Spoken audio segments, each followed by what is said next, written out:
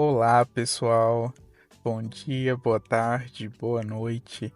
Hoje nós abordaremos uma matéria que é a queridinha de muitos e creio que talvez seja a mais querida, pelo menos nos primeiros períodos da faculdade, e é direito penal. E hoje a gente vai falar sobre as velocidades do direito penal. Antes de a gente adentrar na explicação do que seriam as quatro velocidades do direito penal, eu proponho que nós façamos um exercício de imaginação. Eu aprendi essas velocidades do direito penal imaginando o direito penal como se fosse um carro e uma pessoa que estivesse na condução desse carro. E o carro, no caso, é o direito penal. Bem, nós temos quatro velocidades. Então, já adianto que, por exemplo, no direito penal de primeira velocidade, há uma cautela maior. É aquela pessoa ali que tá com tanta vontade de ter tanta cautela que ela fica na primeira marcha. Aí a segunda marcha, o carro vai mais rápido, né? O carro vai mais rápido e já não é ali com tanto cuidado. Você tem um certo cuidado, mas não é aquele cuidado que você poderia ter se você estivesse andando de primeira. A terceira velocidade, por sua vez, já é a terceira marcha. Você consegue andar muito rápido, consegue até atropelar pessoas. Deus me livre, gente, mas é só o exemplo. E, enfim, há esse atropelo. E a quarta, então, aí é transcendendo todas essas marchas. Então, tendo isso em mente, agora vamos para as explicações. O direito penal de primeira velocidade, ele é aquele que assegura todos os critérios clássicos da imputação do delito e também os princípios penais e processuais penais tradicionais, como, por exemplo, os princípios da subsidiariedade e da ofensividade. Mas, por conta disso, ele permite a aplicação da pena de prisão, justamente porque há essa observância a todos esses primados clássicos do direito penal e do direito processual penal. Por isso mesmo disse que esse direito penal de primeira velocidade é o direito penal clássico, que protege os bens jurídicos individuais e, eventualmente, os supraindividuais, sempre que houver efetivamente uma lesão ou perigo concreto de lesão. Então, nessa primeira velocidade, a doutrina aponta que esse direito penal é reduzido ao seu núcleo duro, por isso mesmo recebendo a denominação de direito penal nuclear.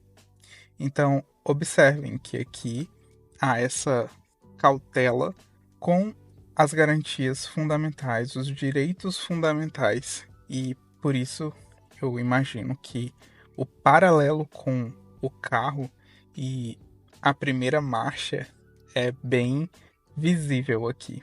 Já para o direito penal de segunda velocidade, ao lado desse direito penal nuclear, existe uma espécie de zona periférica, em que se admite a segunda expansão desse direito penal. E essa expansão se dirige a uma proteção de novos e grandes riscos da sociedade, impondo a flexibilização, ou melhor, a possibilidade de flexibilização de garantias penais e processuais penais. Então, esse é o direito penal periférico. Na segunda velocidade, o direito penal ele traz a proteção a bens jurídicos que ultrapassam a esfera individual do direito penal clássico. Aqui há a proteção de bens jurídicos supra-individuais e a possibilidade de que a tutela penal ela seja antecipada por meio da tipificação de condutas presumivelmente perigosas, que seriam os crimes de perigo presumido, e a criação de crimes de perigo abstrato.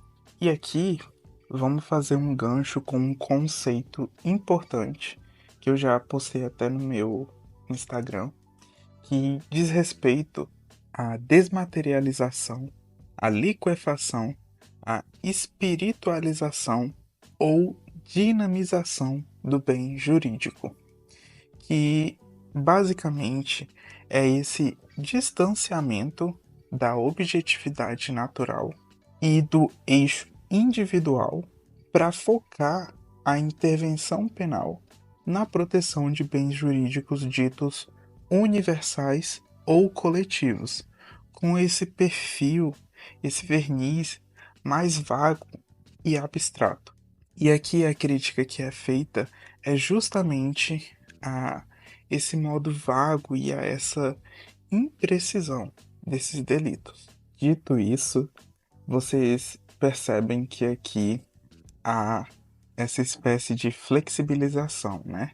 Mas justamente por conta dessa flexibilização de garantias fundamentais e de preceitos básicos do direito penal, na segunda velocidade não se admite a aplicação de pena de prisão, mas somente restritivas de direitos e pecuniárias e outras espécies de resolução penal, como por exemplo da justiça penal negociada, que seria o caso da transação penal. E aí aqui vocês percebem que é possível traçar esse paralelo com a segunda marcha do carro, porque percebam, o direito penal aqui, ele avança mais rápido.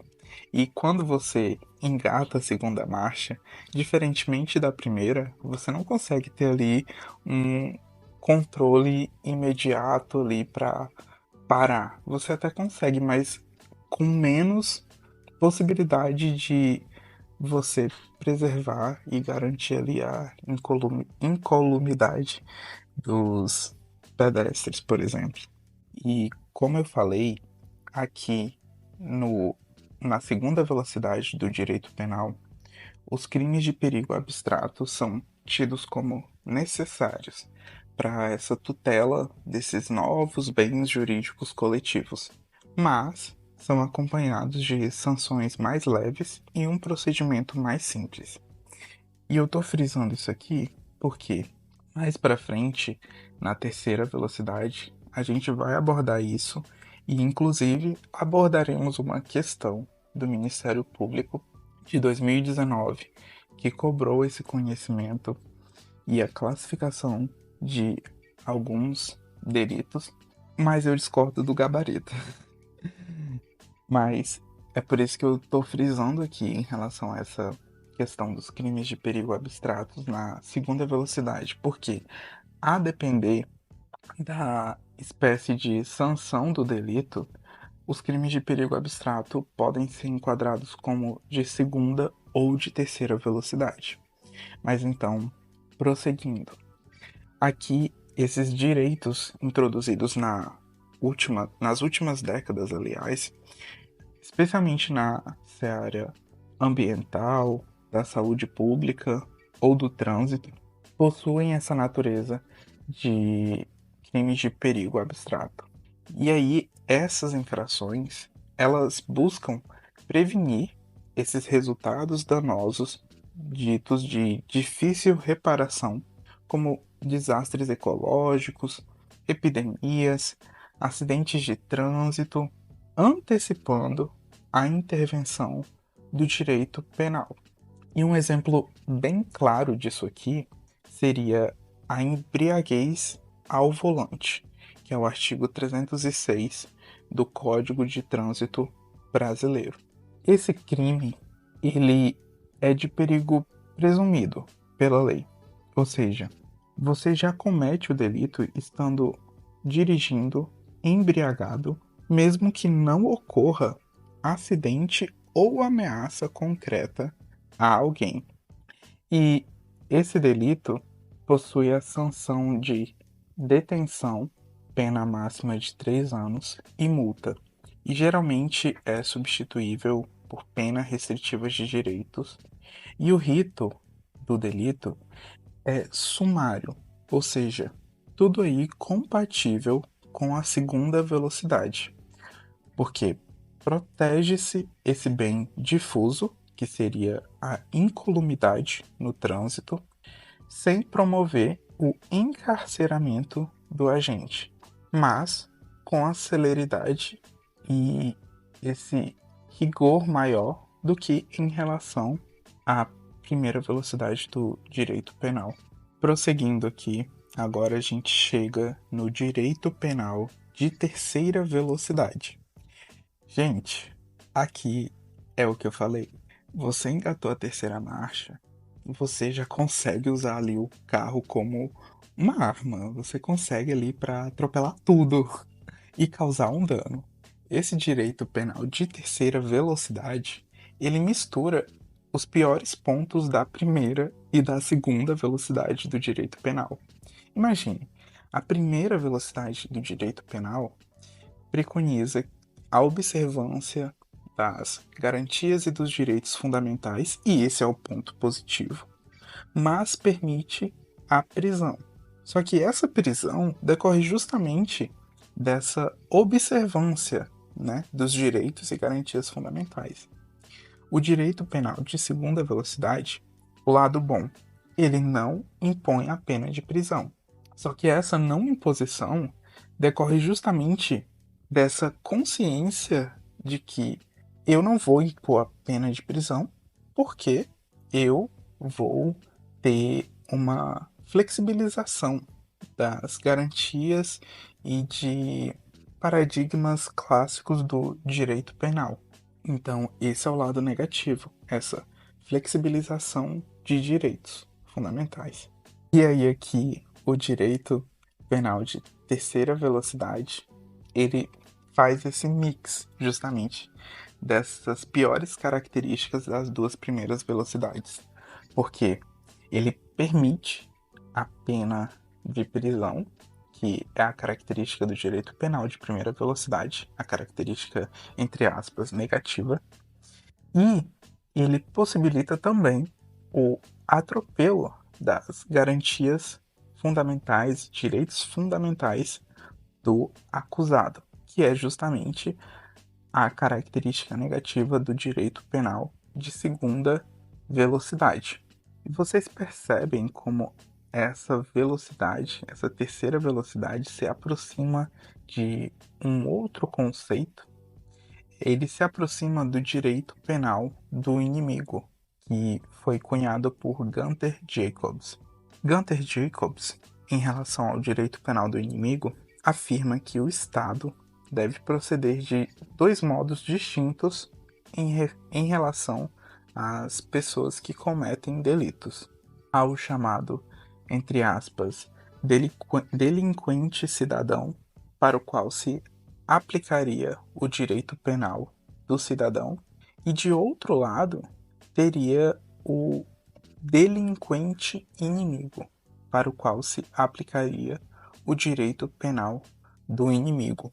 E aqui, na terceira velocidade do direito penal, que muitos confirmam que seria o próprio direito penal do inimigo, há a imposição de penas desproporcionalmente altas e, como já dito anteriormente, a supressão ou relativização de garantias processuais e a essa perda do inimigo da sua qualidade de cidadão, ou seja, de sujeito de direitos.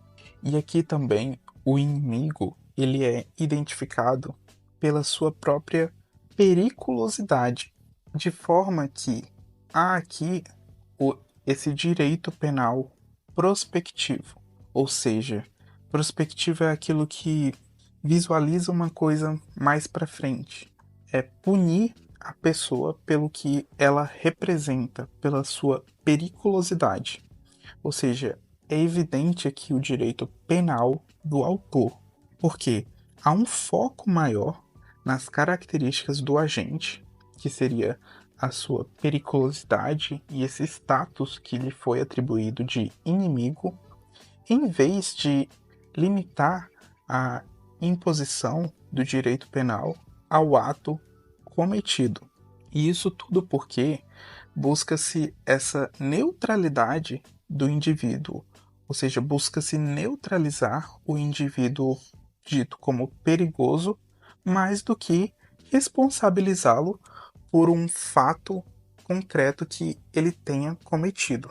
Há também essa flexibilização ou afastamento de princípios básicos do direito penal, como a legalidade estrita, porque você possibilita tipos penais mais abertos e leis penais em branco, e também da ofensividade ou da lesividade, porque aceita-se punir sem dano efetivo.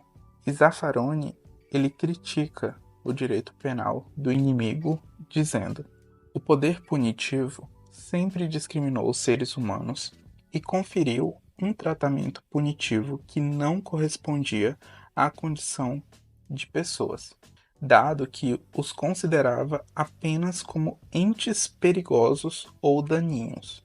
Esses seres humanos são assinalados como inimigos da sociedade ou inimigo no direito penal. Ou seja, recapitulando, aqui o direito penal do inimigo, que seria justamente esse direito penal de terceira velocidade, lembrando sempre da analogia da terceira marcha, que você vai muito mais rápido do que nas duas outras. Há essa punição prospectiva, essas penas desproporcionais e essa relativização ou supressão de garantias processuais.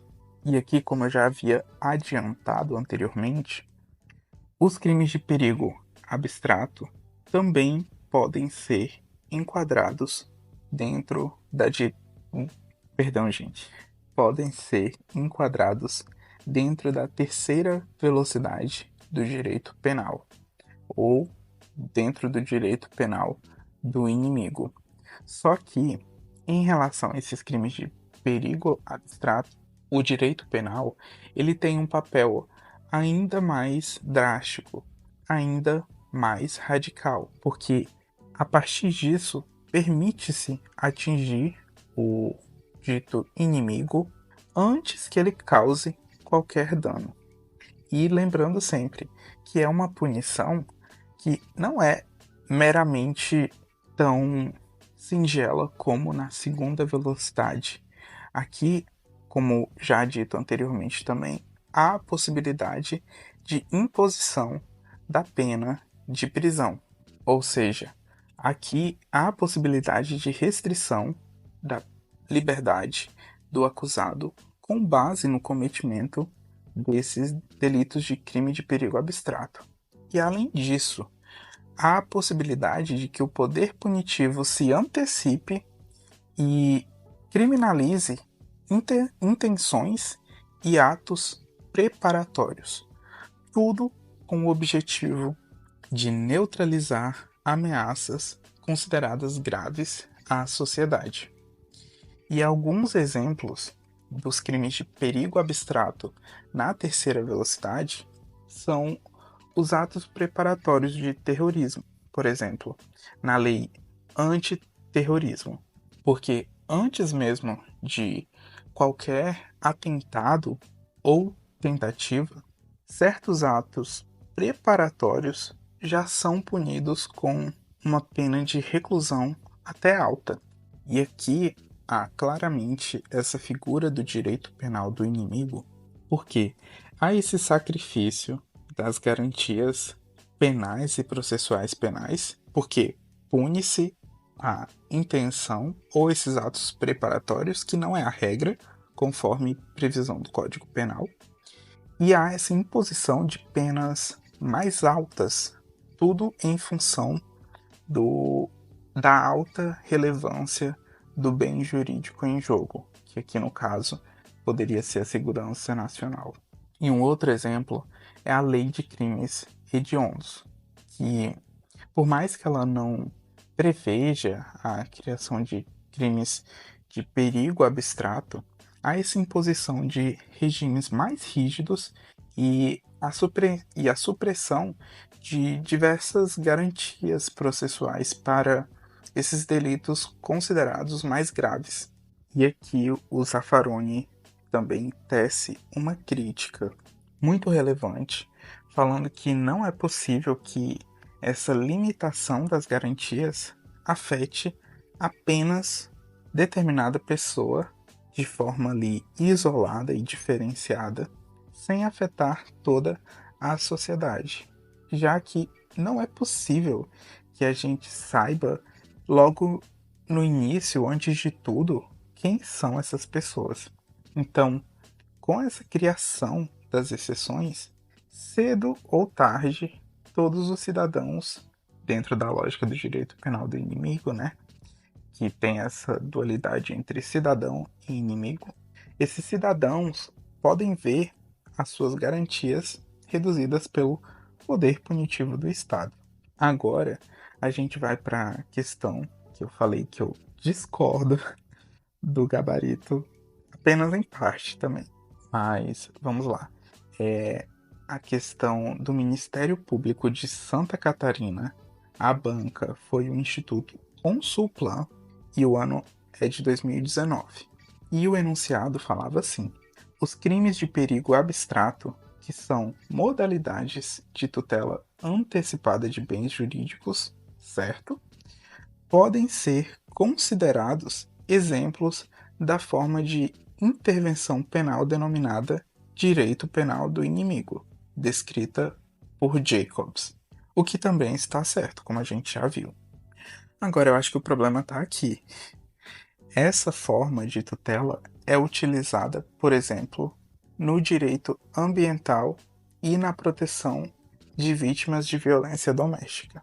Gente, agora lendo aqui com calma, eu acho que realmente está certo, eu me retifico.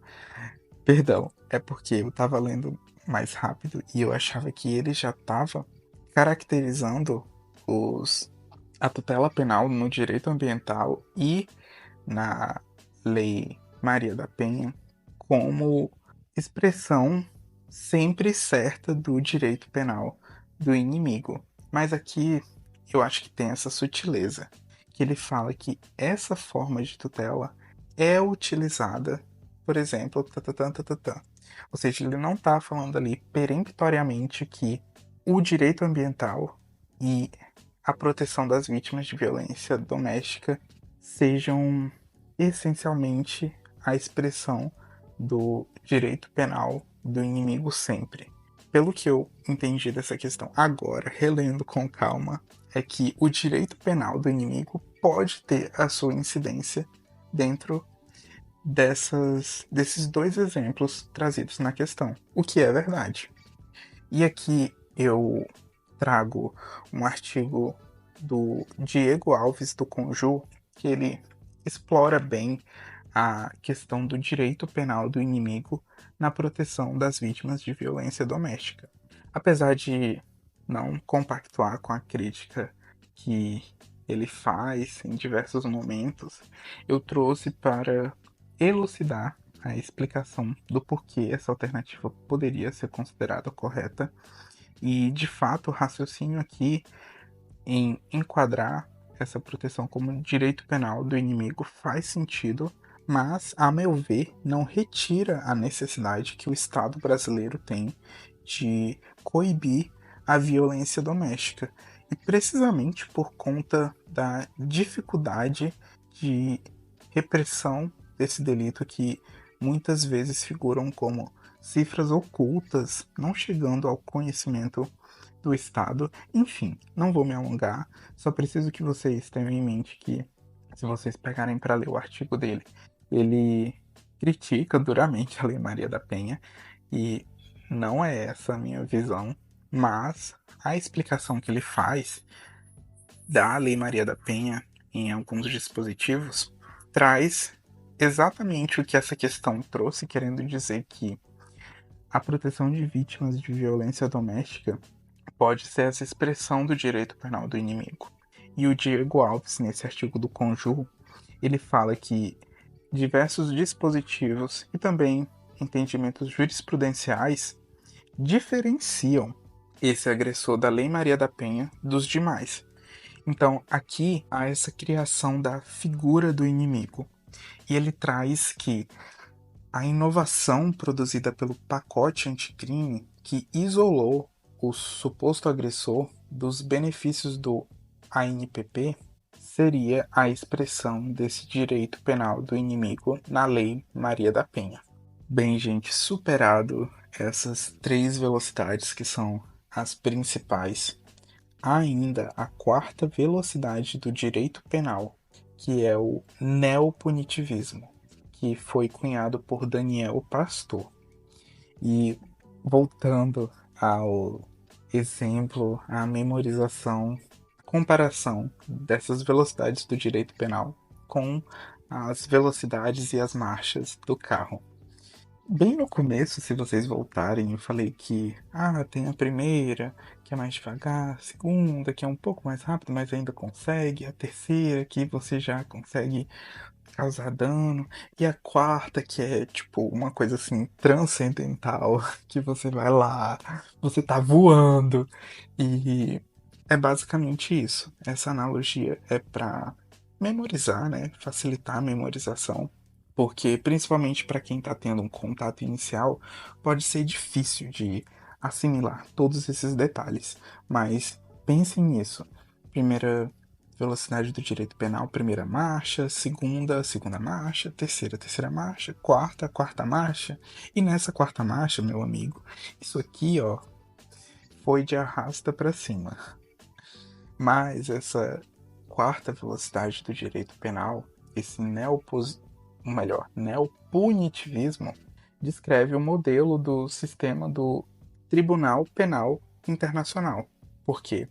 A restrição e a supressão de garantias penais e processuais de réus, só que esses réus, no passado, ostentaram essa função de chefes de Estado. Ou seja, é meio que um punitivismo ali específico, voltado a esses chefes de Estado.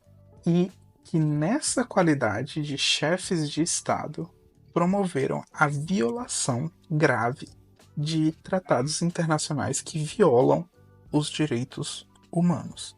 Que eu também entendo que há essa presença da figura do direito penal do inimigo, mas mais restrita. Só que, para não confundir, fiquem com a ideia de que o direito penal do inimigo é meio que sinônimo do direito penal de terceira velocidade. E por hoje é isso, galera. Espero que vocês tenham gostado desse episódio. Comentem aí se a analogia com as marchas fez sentido para vocês. Eu adoraria saber. E qualquer coisa, podem me mandar mensagem também no Instagram, solicitando inclusive algum tema para episódio, caso vocês queiram. E eu vou avaliar, claro, porque a intenção desse podcast é ter essa exposição, mas de uma forma mais descontraída. E, enfim, é isso. E abraços verdes, então, a vocês.